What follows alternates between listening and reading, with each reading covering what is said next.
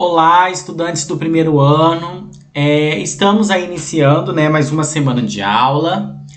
E como vocês já sabem, nós vamos começar a nossa aula aí com aquele momento de correção das atividades, né, da semana passada. O nosso momento, então, da pós-aula, certo? Então, semana passada a gente trabalhou um pouquinho, né, a respeito do citoplasma da célula. Então, nós falamos primeiro da membrana plasmática em semanas anteriores, e semana passada a gente falou a respeito do citoplasma e brevemente conversamos ali sobre as organelas celulares. Chegamos a comentar alguma coisa, mas de uma forma bem sucinta, porque a gente vai estar trabalhando sobre essas organelas aí nas próximas aulas. Então, vamos estar vendo detalhes ainda de cada uma, onde elas são encontradas, função e tudo mais. Então, nós vamos fazer a correção agora dos 5 exercícios que vocês ficaram fazendo na semana anterior. Caso ainda fique alguma dúvida, vocês podem estar entrando em contato comigo, né, no número particular, que eu vou estar atendendo a cada um de vocês, tá? Então, vamos lá. Atividade, então, de número 1 diz o seguinte: quais são os constituintes básicos do citoplasma? Então, nós vamos ter lá que o citoplasma ele é composto, então, pelo citosol, até destaquei ali. E ele seria como se fosse um líquido gelatinoso, né? Semi-viscoso, e ele fica ali dentro da célula. Então, ele é encontrado na parte intracelular, dentro das nossas células. E nesse local vão estar imersas as organelas. Daí nós temos lá, então, como eu falei, que o citoplasma, ele é, o líquido, no caso, ele é semiviscoso, né, e transparente. E tem como composição básica aqui a água. E no meio dessa água vão estar aí inseridas algumas outras substâncias, né? Como os aminoácidos, que vêm lá da síntese de proteínas, vitaminas, íons, glicídios e lipídios. E além do DNA, né, que traz as nossas características, e também ribossomos, que fazem síntese proteica, que a gente ainda vai estar estudando. No citosol, a gente também consegue encontrar as organelas da célula, né, que nós vamos ver uma a uma, e também o citoesqueleto, que ajuda a dar forma nessa célula. E daí nós ainda temos lá uma diferença, né, entre a célula eucarionte e a célula procarionte. Lembrando que a célula eucarionte é aquela mais complexa, com núcleo, né, e muitas organelas, enquanto que a célula procarionte é aquela mais simples, sem a carioteca, com tamanho reduzido, praticamente sem organelas, tá? Então, nós vamos ter que na célula eucarionte, o citoplasma compreende uma região entre a membrana plasmática, né, que delimita o lado interno e externo, e o núcleo, porque a célula eucarionte tem esse núcleo guardando ali o material genético. E nas células procariontes, o citoplasma é marcado por toda a região delimitada pela membrana, porque justamente esse tipo de célula não tem núcleo. Então, nós dizemos ali que o DNA ele está solto nesse citoplasma, certo?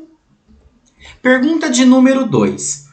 O que são organelas? Não é quais são, tá? É o que são de forma geral. Então, nós vamos ter ali que essas organelas, organelos, organitos, eles representam pequenos órgãos, esses pequenos órgãos aí entre aspas. Então, são estruturas que vão estar dentro da célula, né? Vai aparecer com esse nome de compartimentos, mas são estruturas que estão dentro da célula e que eles são delimitados por algum tipo de membrana, tá? E daí o ribossomo aqui foge da regra. Tem muitos livros que não consideram ele, inclusive, como uma organela, justamente por essa questão da delimitação por membranas. Cada uma dessas organelas, ela vai ter um papel específico, né, dentro da célula. Lembrando que são papéis vitais, né, que a gente vai estar vendo. Por exemplo, nós vamos ter ali o lisossomo, que ele ajuda na digestão intracelular. Nós temos o complexo de Golgi, que ajuda na formação de vesículas. Então, nós vamos estar vendo ainda a função, esses papéis desempenhados por cada uma dessas organelas. Apesar de cada uma ter sua função, elas trabalham de maneira integrada. E eu sempre ensino o pessoal que é para imaginar como se fosse uma fábrica. Então, a fábrica tem um monte de setores e cada setor tem a sua função, o seu papel, mas um depende do outro. Então, existe na célula também essa integralidade. Uma organela depende da outra para a célula funcionar aí como um todo, ok? Pergunta de número 3. Quais são as principais diferenças observadas entre a célula eucarionte animal e a vegetal? Então, nós vamos ter que, primeira coisa, as células vegetais elas têm a presença da parede celular. E essa parede celular tem como composição básica, a gente já estudou isso, a celulose, que é utilizada aí na fabricação do papel. A célula vegetal ela também tem plastos, e são vários tipos de plastos, que geralmente trabalham com um tipo de pigmento. O mais comum, mais importante de todos os plastos, vai ser o cloroplasto, que dentro dele tem a clorofila, e essa clorofila é responsável pela fotossíntese, certo? Então, a célula animal não tem plastos. A célula vegetal ela também tem um vacúolo que é grande. A célula animal ela pode apresentar vacúolos, mas são vacúolos pequenos e que geralmente, quando eles estão presentes ali, eles estão presentes até em grande quantidade pelo fato de serem pequenininhos. Desculpe. A célula vegetal não. Ela vai ter um vacúolo só, que ele é grande e que ele ocupa uma grande dimensão dessa célula. Nós temos a presença daí também do glioxisomas, que são estruturas que estão presentes na célula vegetal e estão relacionados ali com a germinação de sementes, certo?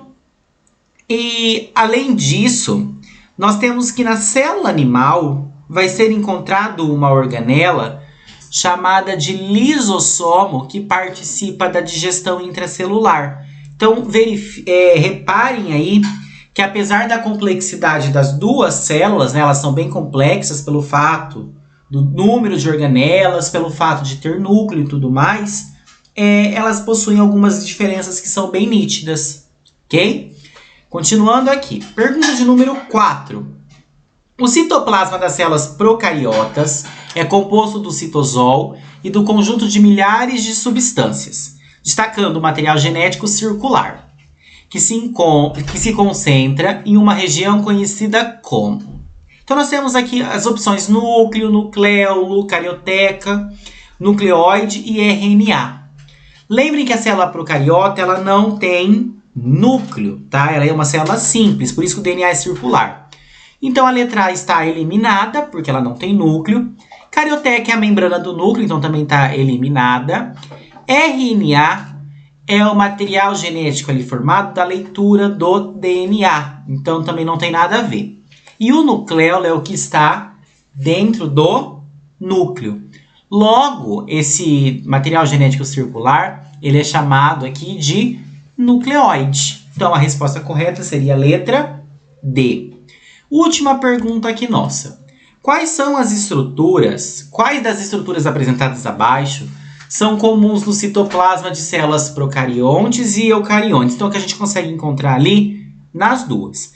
Então, nós temos a letra mitocôndria e ribossomo. Letra B, núcleo e lisossomo. Letra C, cloroplasto e complexo de Golgi. Letra D, somente o ribossomo. E a letra E, plasmídio e ribossomo. Como vocês já viram, a célula animal, a célula eucarionte, ela não tem organelas. Então, a letra A está eliminada porque mitocôndria é uma organela. A letra C está eliminada porque isso aqui são organelas também, né? Do cloroplasto e o complexo de Golgi. A letra B está eliminada porque lisossomo é uma organela e o núcleo, célula procarionte, não tem. E o plasmídio a gente encontra somente na procarionte. Então, o que elas vão ter de comum? Somente os ribossomos. E são esses ribossomos que vão participar da síntese proteica. Lembrando que aqui a gente está falando de uma proteína que é produzida no corpo através dessas organelas. Não é a proteína que a gente obtém aí via alimento, comendo carnes, por exemplo. Então eu espero que vocês tenham entendido, né, a correção. Façam as devidas aí anotações nos cadernos de vocês. Se ficou alguma coisa errada, vocês arrumem. Caso ainda fique alguma dúvida, vocês podem estar entrando em contato comigo, que eu vou estar atendendo a cada um. Do mais, tenham uma excelente semana, né? Um bom feriado, quinta e sexta agora é feriado. Bom descanso e até logo. Tchau, tchau.